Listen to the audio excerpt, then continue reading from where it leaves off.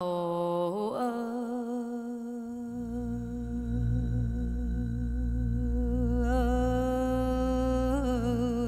dầu bầu ca nấu canh, bỏ tiêu cho ngọt,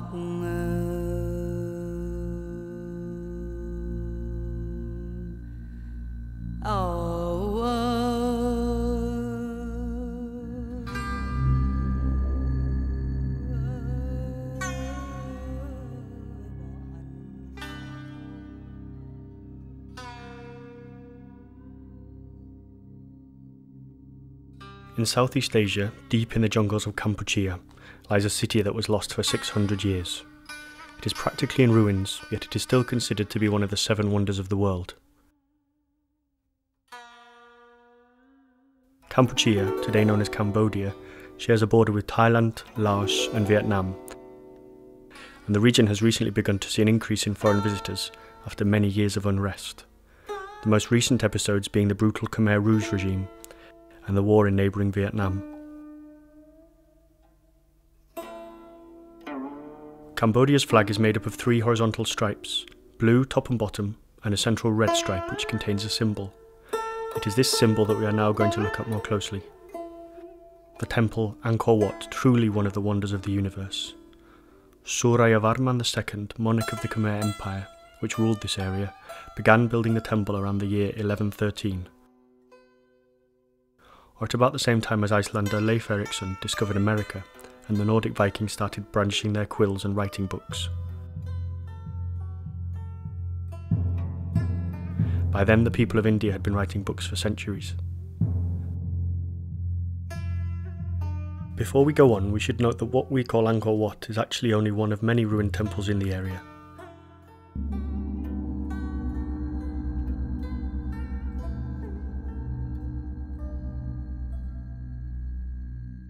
Each temple is made up of several temples standing around one, which is the holiest, tallest and grandest. Suryavarman II was something of a champion, and he waged war on his neighbours to enlarge his kingdom.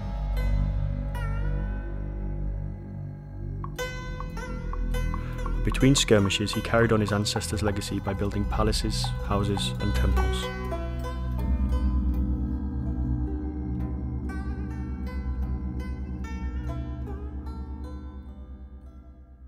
The Temple of Angkor Wat, which was built in 32 years, represents the pinnacle of Khmer culture that had actually begun in the early 7th century. The past kings and champions of the Khmer and Chama had also built homes, temples and palaces. Unfortunately, most of the homes have long since disappeared completely, as they were largely built of wood.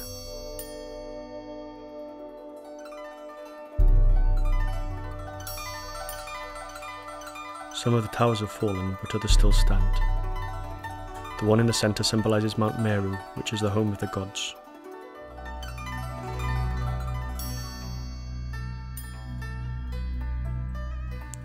There were also public baths, as can be seen here.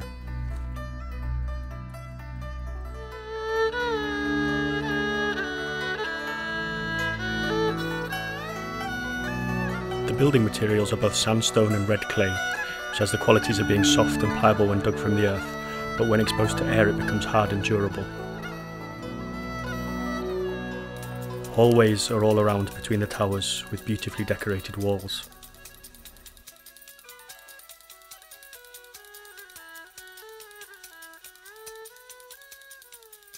Here Buddhist monks are frequent visitors along with the tourists.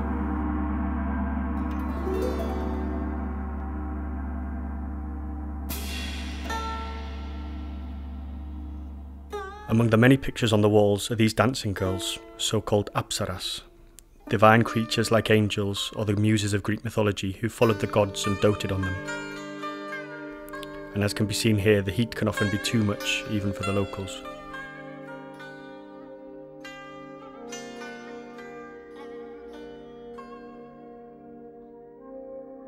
On the grounds by Angkor Wat, there are houses or temples, and nobody really knows what purpose they served. They are sometimes called libraries.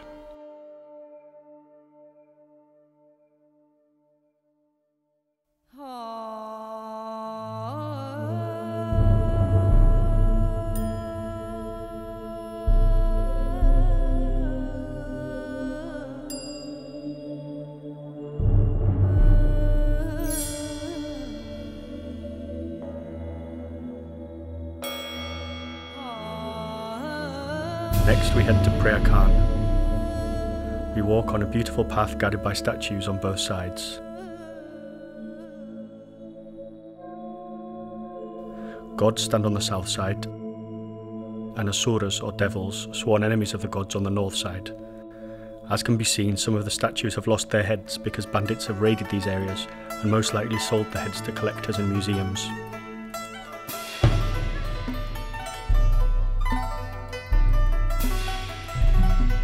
Often the temples are surrounded by water canals. The Temple of Preah Khan was built at the end of the 12th century and was dedicated to Buddha. Later Hinduism became the state religion and the temples were rededicated to Hindu deities, the northern temple to Shiva and the western temple to Vishnu. Great entrances to the temple are called Gopura. They are beautifully decorated, and on either side stand Dvarapalas, or guardians made of stone.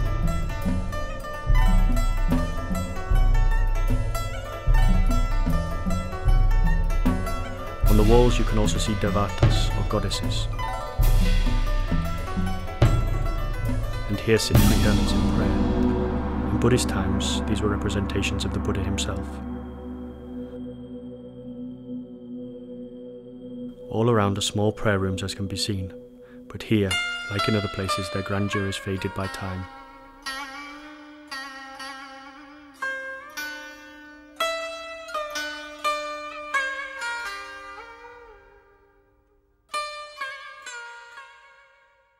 When the holiest part of the complex is entered, the first thing we see is this headless statue, and behind it is the Buddhist altar. The holes in the walls tell us that they were once covered in bronze. The old artists not only worship the gods in their creations, they also record Khmer history and commemorate momentous events. This, for example, is a battle that took place in Lanka, the capital of the devil Ravana.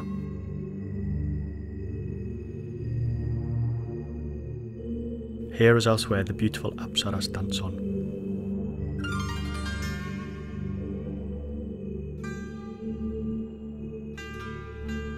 French found these buildings in the 19th century and started the renovation process, but in the minds of the Khmer the temples were never lost at all.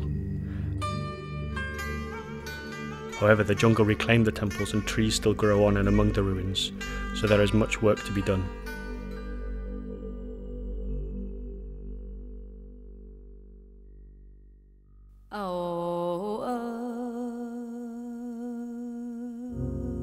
As mentioned before, the temples in the Angkor area are scattered around, both big and small.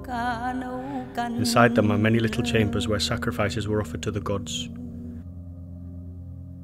Here is a chamber of the elephant god Ganesha, son of Vishnu. The story says that in a fit of rage, Vishnu cut off his son's head. Then, regretting his hasty action, he grabbed the nearest head and put it on him, which just happened to be the head of an elephant.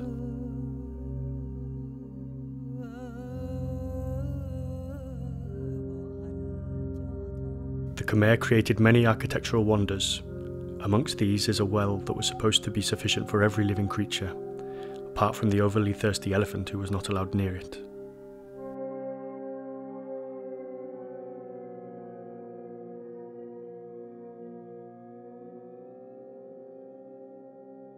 Here is another temple by the so-called East Bare, or the East Spring, and, as was tradition, lions stand at the entrance to deny access to intruders.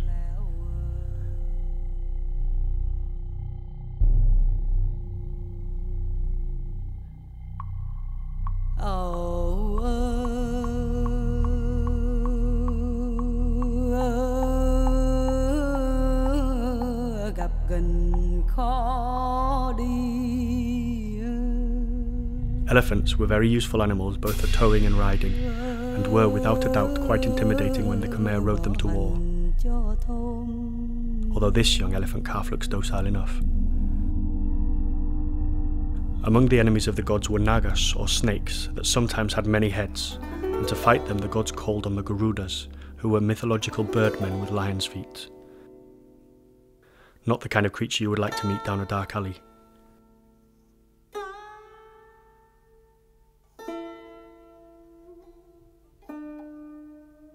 Next we head over to the temple Bayon in the Angkor area, which many consider to be the most magnificent religious monument in the world.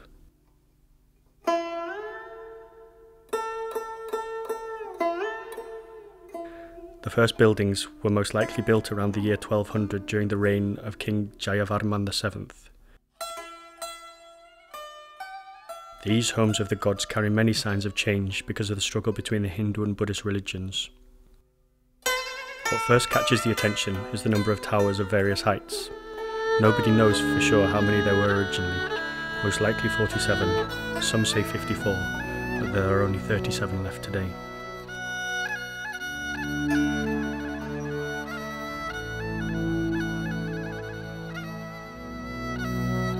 These faces are another interesting feature of the area. On each tower there are faces that look towards each of the 4 points of the compass, however there are often only 2 or 3.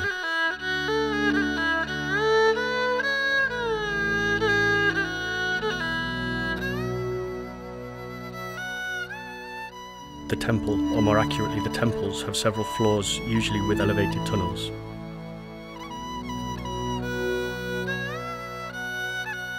It is not likely that people had many holy walks around these tunnels, as the thresholds are too many and too high. The steps aren't very practical either, as can be seen here.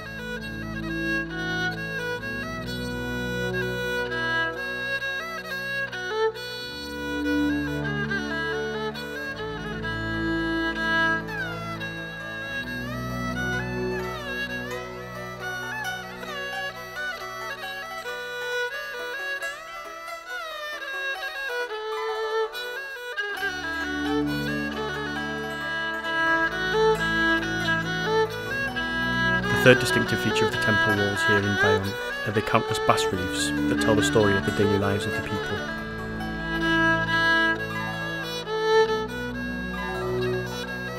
Here, for example, is the army of an anonymous king heading to war. In other places you can see women going to market, sea battles, gods, monsters and strange creatures, to name just a few.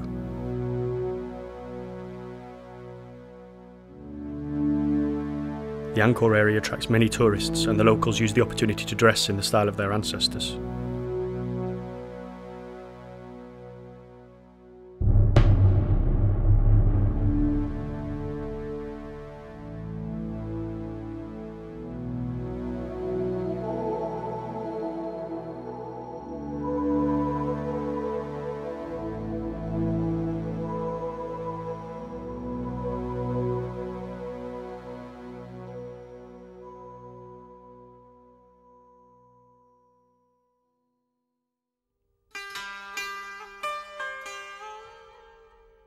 The temples of the Khmer were not meeting places for the religious, but palaces for certain gods, where they were brought sacrifices in the hope that they would be merciful towards the king and his family.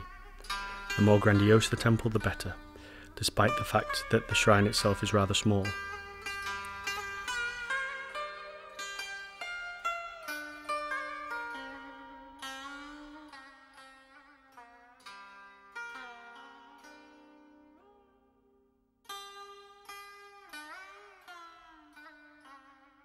The steps, as mentioned before, look quite difficult, but people do not seem to let that bother them, and all around you can see people climbing up and down, putting life and limb in danger.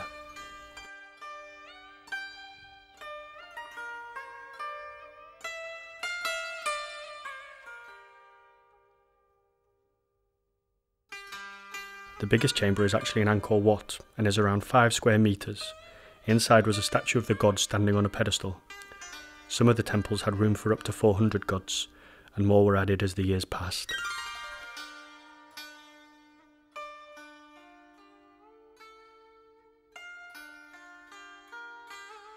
Nobody knows for sure what stood here where now there appear to only be piles of rock, but every rock and statue would have had its purpose.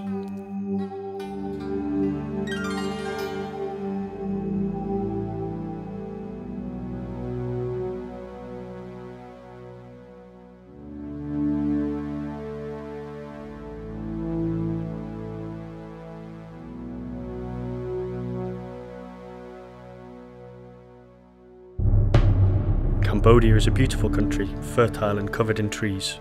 People have waged wars, built homes and lived here for thousands of years. But the efforts of the people who built this temple seem to have come to nothing in the end. And this man, who dares enter the ruins, even seems to be in grave danger.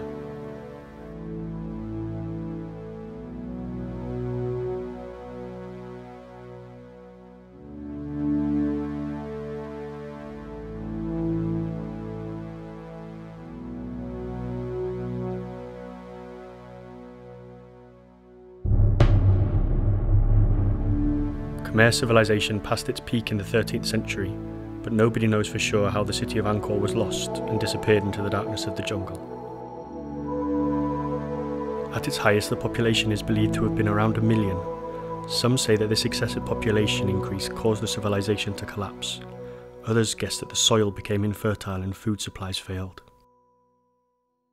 Angkor today covers an area of 400 square kilometers. But the story is not yet over, since there are many more artifacts to be found in this area. People are always unearthing more and more temples, roads, wells and waterholes.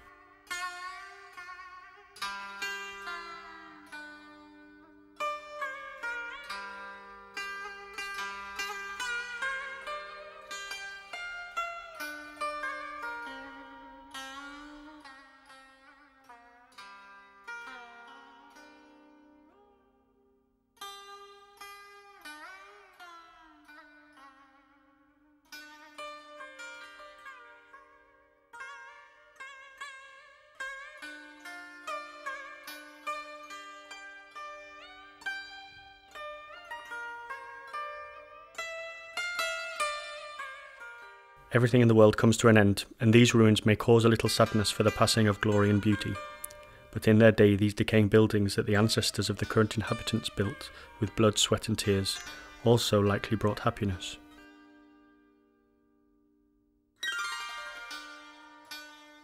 One is filled with awe as one walks around the area and observes the ancient works of art.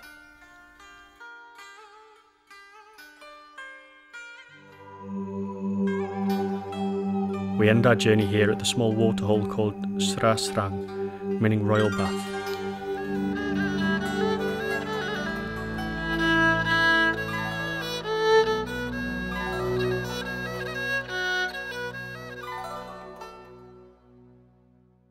The locals made it 9 centuries ago and meant it for every creature except the thirsty Gajah elephant, as mentioned before. It's peaceful and beautiful here as we stand by the guarding lions. Right below them are a few Naga snakes who have now turned to stone and no longer bother anyone.